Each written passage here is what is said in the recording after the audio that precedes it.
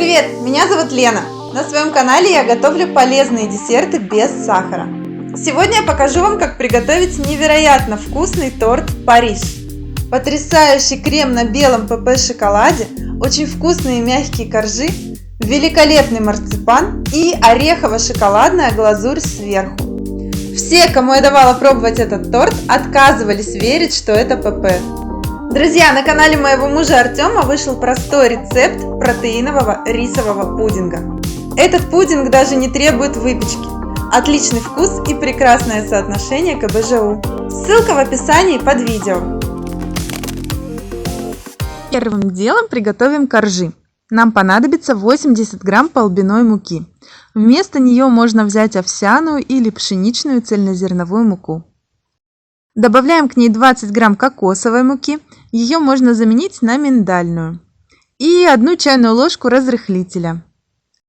Размешиваем сухие ингредиенты. Также нам понадобится 4 яйца. Разделяем их на белки и желтки. Важно, чтобы в белки не попало ни грамма желтка. Чаша для взбивания белков должна быть сухая и обезжиренная. К белкам добавляем 1/3 чайной ложки соли и 80 грамм натурального сиропа без сахара. У меня это сироп топинамбура.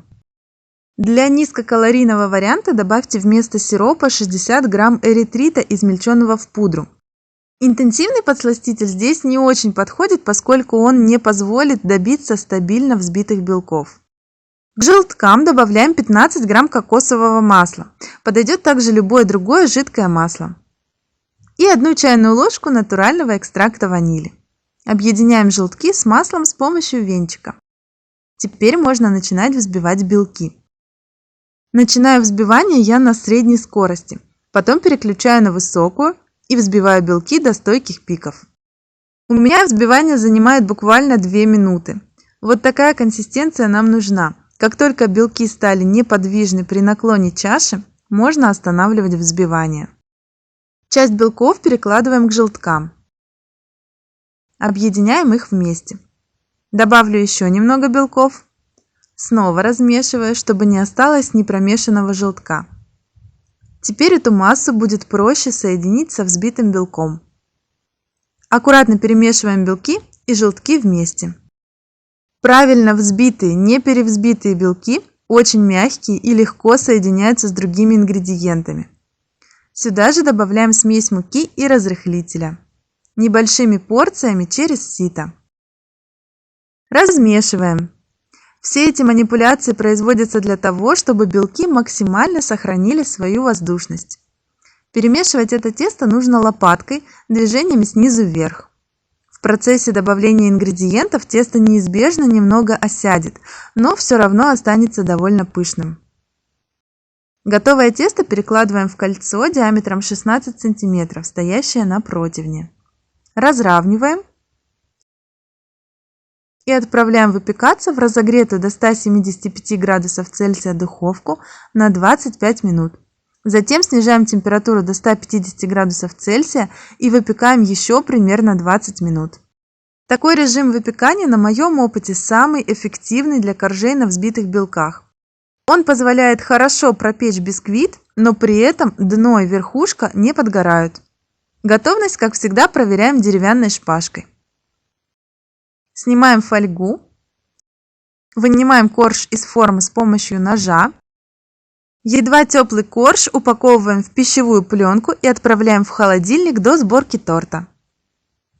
Для марципана нам понадобится 140 грамм миндаля или миндальной пасты. Если у вас цельные орехи, то их нужно слегка обжарить и измельчить в пасту. Для хорошего измельчения в большинстве блендеров лучше брать большее количество орехов, примерно 250 грамм или больше. При низком заполнении блендера орехи налипают на стенки и блендер прокручивается впустую. И, конечно, любому блендеру нужно давать отдыхать, так как измельчение орехов в пасту – дело непростое. А нам нужно получить максимально жидкую пасту, на какую у вас хватит терпения. 140 грамм миндальной пасты соединяем с 40 граммами натурального сиропа без сахара и размешиваем. Сироп загущает пасту. В можете добавить и сыпучий подсластитель, но в таком случае паста останется жидковатой. В принципе, она тоже не будет вытекать из торта, так что это вполне приемлемый вариант. Смотрите, на глазах при смешивании с сиропом паста загустела, а в холодильнике станет еще гуще. Для крема нам понадобится 60 грамм молока, у меня кокосовое. Молоко комнатной температуры. Добавляем в него 50 грамм сухого молока и тщательно перемешиваем до исчезновения комочков. Бывает, что сухое молоко растворяется не сразу. Возможно, нужно будет оставить его на несколько минут до исчезновения комочков. Добавляем сюда 50 грамм какао-масла и отправляем на плиту. Прогреваем смесь до полного растворения масла. Получается натуральный и вкусный белый шоколад. Если у вас есть хороший белый шоколад без сахара, то можете растопить 150 грамм шоколада и использовать вместо этой массы. Добавляем сюда 18 грамм подсластителя. Я предлагаю сделать крем на белом шоколаде достаточно сладким, как и сам белый шоколад. Для крема нам также понадобится 600 грамм рикотты комнатной температуры. Рикотту нужно измельчить блендером до исчезновения комочков. Получается мягкая гладкая масса. Эту массу частями вводим в растопленный шоколад. Рикотта не должна быть холодной, чтобы шоколад не застыл в процессе перемешивания. Добавляя каждую часть, тщательно размешиваем крем. Пока крем не холодный, он достаточно мягкий и даже жидковатый. В холодильнике он, конечно, загустеет за счет застывания какао-масла. И чуть не забыла очень важный для аромата ингредиент – 1 чайную ложку натурального экстракта ванили. Размешиваем. Крем невероятно ароматный, просто потрясающий запах белого шоколада и ванили. Готовый крем перекладываем в кондитерский мешок. И можно приступать к сборке торта. Корж настоялся в холодильнике, влага внутри него равномерно распределилась. Срезаем с него верхушку. У ПП бисквитов на взбитых белках бывает немного просевшая серединка, это нормально.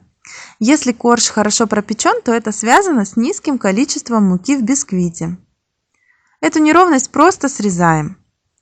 И разрезаем бисквит на 3 одинаковых по толщине коржа. Я это делаю с помощью длинного широкого ножа, не спеша прорезая бисквит по окружности. Таким же образом делаем второй разрез. Коржи получаются шикарные, в меру воздушные, достаточно влажные, просто потрясающе вкусные. Посмотрите, какие мягкие. Можно приступать к сборке торта. Нам понадобится кольцо диаметром 16 см. Внутри него проложена ацетатная лента. Кольцо стоит на подложке. 3 коржа, на дно пойдет самый нижний корж. Крем на белом шоколаде. Марципан, он у меня стоял в холодильнике и прилично загустел. И 60 грамм пропитки. У меня это кокосовое молоко с водой и подсластителем. Пропорции и замены, как всегда, прописываю для вас в описании. Итак, капаем на середину подложки немного крема, чтобы зафиксировать торт. Выкладываем нижний корж, тщательно прижимаем, пропитываем. На каждый корж уходит 20 грамм пропитки. Это немного, в данном случае больше не требуется. На середину коржа выкладываем вкуснейшую начинку – марципан. 80 грамм на корж. Это просто потрясающе вкусно, хоть и довольно калорийно. Возможно, вы уже пробовали марципан в форме печенья по рецепту с моего канала. Хорошо распределяем и выкладываем слой крема. На каждый корж 180 грамм крема. Бортик вокруг начинки и небольшой слой сверху. Разравниваем крем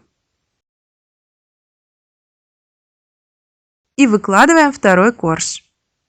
Хорошо прижимаем и повторяем все манипуляции еще раз.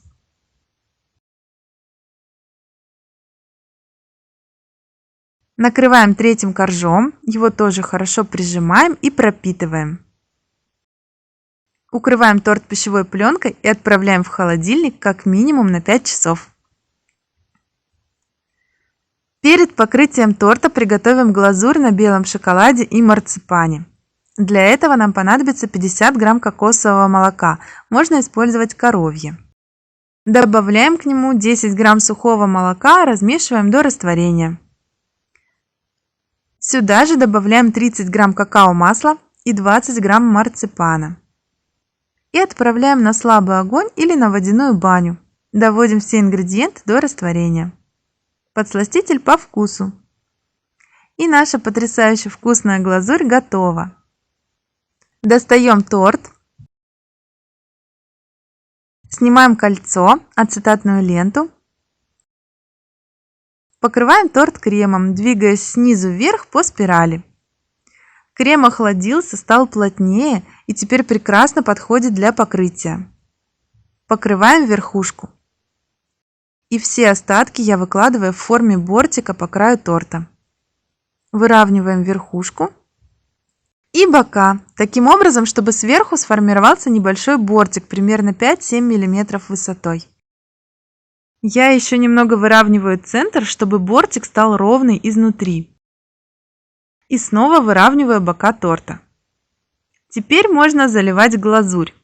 Она у меня уже остыла и немного загустела, но пока остается текучей и распределится в ровный слой. Если вдруг у вас глазурь загустела сильно, прогрейте ее слегка. Перегревать эту глазурь не стоит. Слегка разравниваю глазурь лопаткой и немного потрясу тортик, чтобы ее поверхность разгладилась.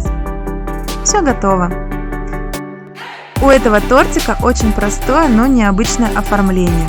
Просто еще одна идея, как легко и оригинально оформить торт. Давайте его разрежем. Очень мягкий, режется как единое целое.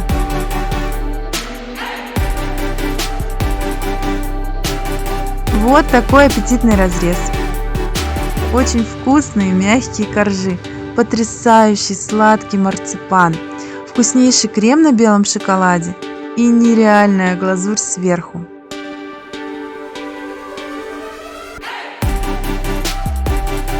Белый шоколад и миндаль с нотками кокоса. Потрясающее сочетание. Отлично оттеняет вкус соль в коржах. Как и все ореховые пасты, миндальная рядом с легкой солоноватостью раскрывается еще ярче. Это очень вкусно. Такой торт точно понравится даже тем, кто не на ПП. Готовьте с удовольствием и радуйте своих родных и близких полезными сладостями. Если вам понравилось это видео, ставьте лайк, мне будет очень приятно. Подписывайтесь на мой канал и делитесь этим видео с друзьями. Пока!